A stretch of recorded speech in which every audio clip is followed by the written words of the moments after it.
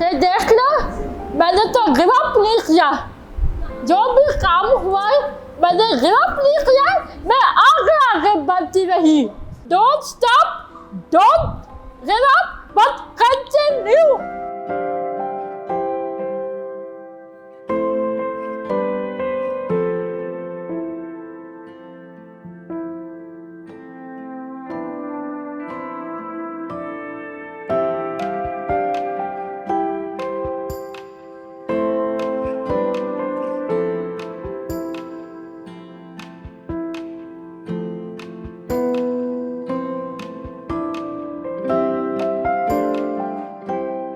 मेरा नाम निशा है। मैं रिकॉर्ड में 3 साल से रह रही। मेरी सिस्टर मुझे संभालती है, सब फजीलत उनका नाम सिस्टर है। मेरे माँ पापा का जब इंतकाल हुआ था ना, मैं लाहौर कराची आ गई थी। मैंने बोला मैं किसी इदारे में शिफ्ट हो जाती हूँ। अच्छा माहौल है रिकॉर्ड का, बुजुर्गों को खिदमत करती हूँ, उनको खाना देती हूँ, बाजियों से रख डैम्पर चेंज करवाती हूँ, रात को 1-2 बजे सोती हूँ। सबका ख्याल करती हूँ, पूरे रिकॉर्ड में राउंड करती हूँ, कौन जाग रहा, कौन गिर रहा, कौन असर हो रहा। ईद में कपड़े पहनती हूँ, लोगों से मिलती हूँ, दुआ करती हूँ लोगों के लिए और सेलिब्रेट करते हैं ईद बस।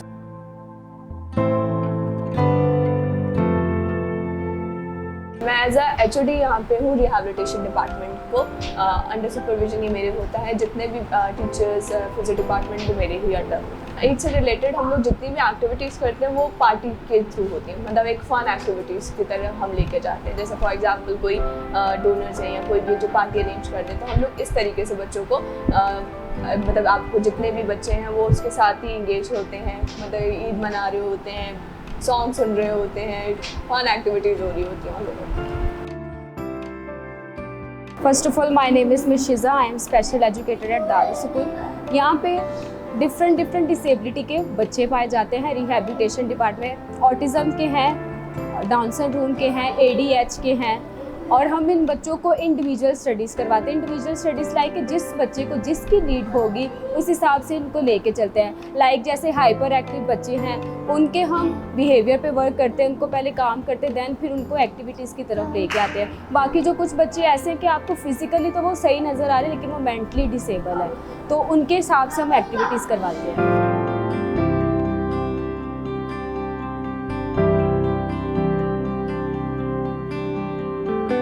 दारुल सुकून स्पेशल चिल्ड्रन का घर है। पहले हम इनको बोलते थे माजूर, अब यूनाइटेड नेशंस ने ये चेंज कर दिया। उन्होंने कहा you will not call them माजूर और डिसेबल्ड, इनको आप स्पेशल कहेंगे। तो यहाँ दारुल सुकून में 325 बच्चे हैं और सब के सब स्पेशल बच्चे हैं। 17 फरवरी 1969 में सिस्टर गर्ट्रूड लेमन्स एक डच नन थी जो हॉलैंड से आई थी, और जिस महल वकूफ़ पे आप बैठे हैं और मेरा इंटरव्यू ले रहे हैं, ये एक घर था। ये एक घर था PCHS ब्लॉक 3 में, और यहाँ पर FMC के कांग्रेगेशन के नन्स रहते थे। सिस्टर गर्ट्रूड लेमन्स ने देखा कि हमारे माशरे में माजूर बच्चों का या स्पेशल बच्चों का एक्सेप्टेबिलिटी नहीं है, और तो उन्होंने अपने इस घर में 10 बच्चों से दारुल सुकून खोला और सिर्फ उनको एक आरामदेह ज़िंदगी देने के लिए। आपने राउंड किया होगा, आपने देखा होगा क्लीन वार्ड्स, क्लीन डॉर्मेटरीज, साफ़ सुथरा बेड मिलता है उनको, साफ़ सुथरे बेडिंग है, उनकी चादरें हैं, उनके खुद कपड़े साफ़ सुथरा हैं। हर बच्चा से लेके बड़े तक यहाँ पैम्पर पहनते हैं। हमारे पास 325 बच्चे हैं। बच्चे यहाँ आते हैं यंग इन द सेंस कि यूँ होता है ना, पैदाइश पर या पैदाइश के 6 महीने के अंदर आपको पता पड़ जाता है कि बच्चा स्पेशल है या बच्चा स्पेशल नहीं है। मंथली फ़ी हमने कहा कोई नहीं, सब के सब डोनेशंस पर हैं, और हमारा सबसे बड़ा डोनर गवर्नमेंट ऑफ सिंध है। गवर्नमेंट ऑफ सिंध हर रिफाई इदारा जो सिंध सोशल वेलफेयर डिपार्टमेंट से रजिस्टर्ड हुआ है उसको एक ग्रांट देता है, और ऐसे 29 रिफाई इदारे हैं जो सिंध सोशल वेलफेयर डिपार्टमेंट से रजिस्टर्ड हैं। अंदरूनी सिंध के भी हैं, कराची के भी हैं, सब जगह के हैं, और वो इन सारों को एक अच्छा खासा बड़ा ग्रांट देता है। उसके बाद मुखय्यर हजरात हैं जो हमें इन कैश और काइंड में देते हैं। लोग यहाँ आते हैं और पूछते हैं कि साइंस ने इतनी तरक्की कर ली है, तो कोई अभी तक बच्चा सही हुआ, ऐसे हुआ है? सही तो नहीं हुआ, लेकिन ये है कि फिजियोथेरेपी से वगैरह से उनको कुछ ये है कि they may start to walk a bit. थोड़ा चलने करना शुरू कर देंगे वगैरह। बट एज सच ये बच्चे स्पेशली हैं, रहेंगे, और इट इज़ डिफ़िकल्ट जॉब।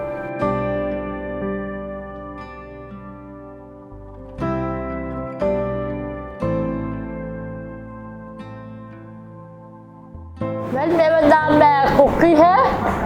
मैं एक दिन की थी जब सिस्टर गर्ट्रूड ने और सिस्टर रूथ ने मुझे लाया। अभी मैं 34 इयर्स की हूँ। मैं दारुल सकून की रेजिडेंट हूँ। मैंने स्पेशल एजुकेशन किया है।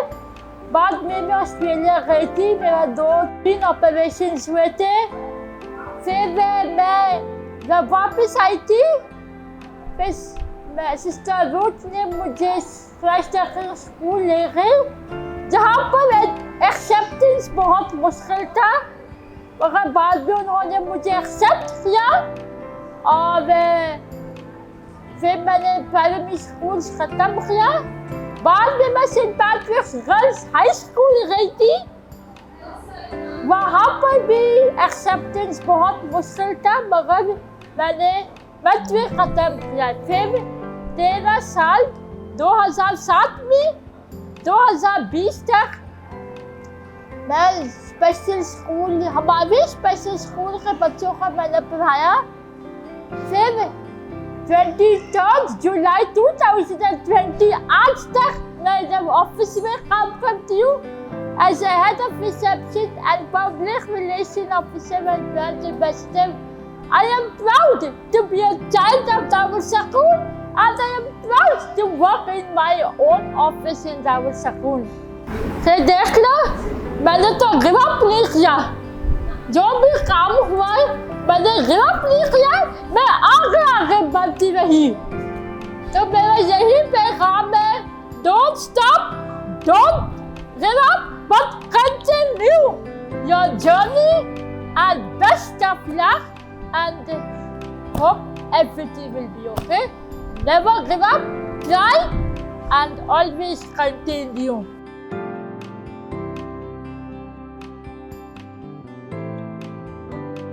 हम लोग ईद की तैयारी इस तरह से करते हैं, जैसे जब ईद में मतलब चांद रात होती है तो हम लोग उसकी सुबह में जब आते हैं, स्कूल ओपन करते हैं हम लोग, तो हम लोग एक्टिविटीज़ वगैरह कुछ भी नहीं करवाते। हम लोग बच्चों को एटलीस्ट मेहंदी लगाते हैं, चूड़ियाँ पहनाते हैं, फिर उनके कपड़े वगैरह रेडी करते हैं कि जो उन्होंने ईद पे पहनने होते हैं। और मतलब ये कि ईद पे हमारा बहुत इन्जॉयमेंट होता है। बच्चों को अच्छी अच्छी डिशेस वगैरह बनाते हैं हम लोग, मतलब क्योंकि उसके बाद तो हमारी तो छुट्टियाँ हो जाती हैं। ये तो बहुत अच्छा लगता है क्योंकि अपनी फैमिली के साथ तो इंसान मनाते ही रहते हैं, लेकिन इनके साथ अगर हम मनाते हैं, आते हैं, हमें बहुत अच्छा लगता है और बहुत डिफरेंट महसूस होता है कि मतलब यहाँ पे हम आते हैं।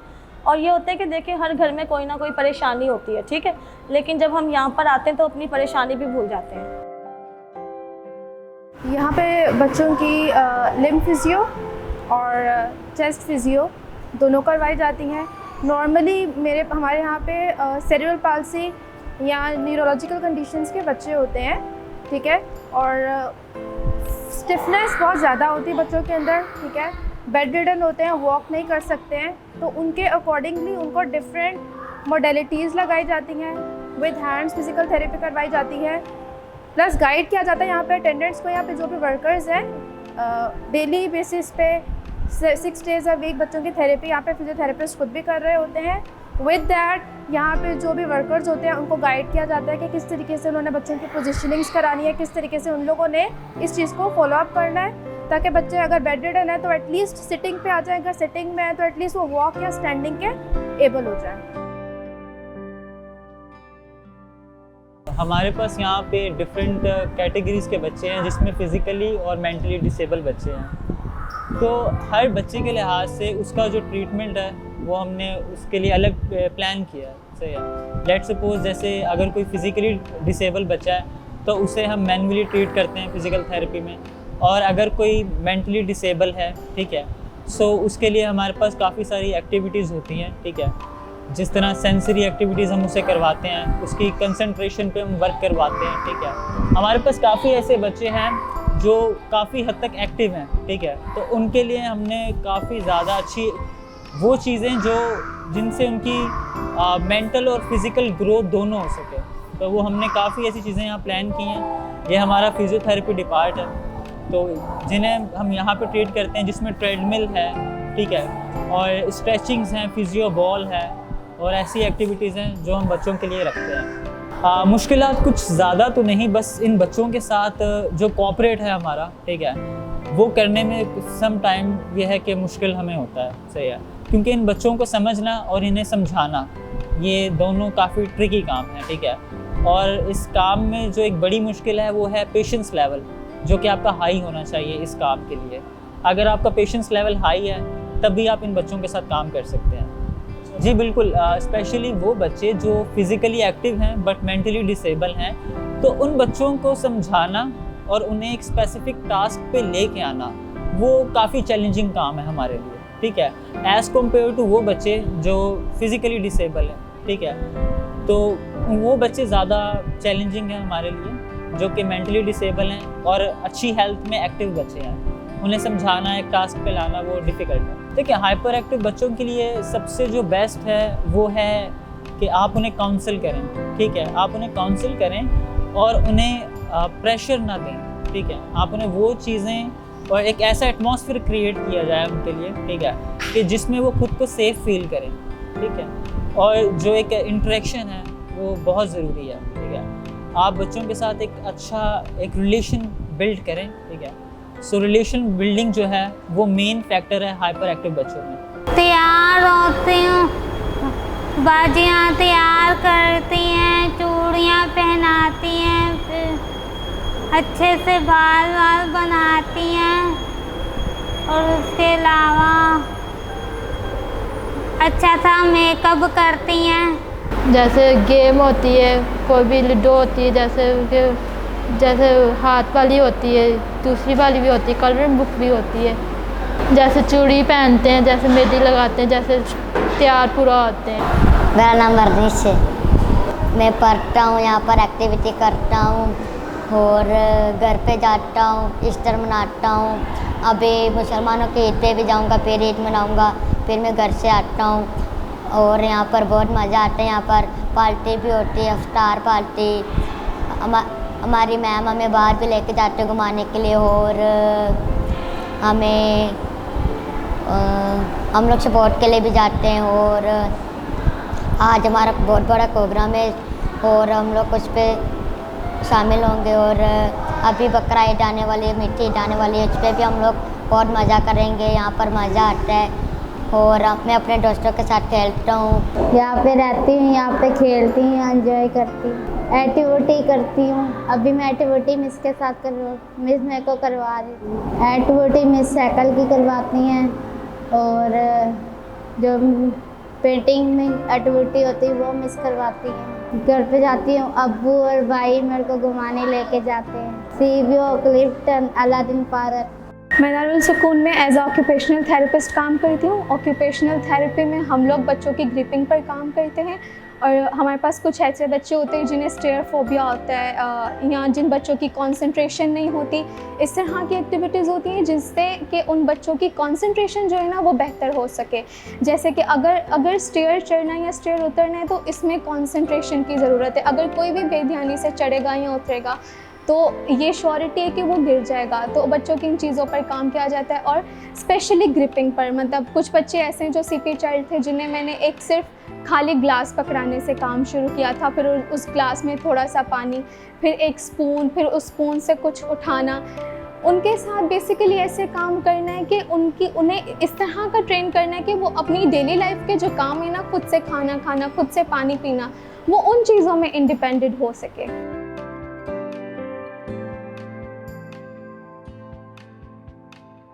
मेरा नाम सिस्टर सना याकूब है और हम 24 आवर्स इन बच्चों के पास होते हैं।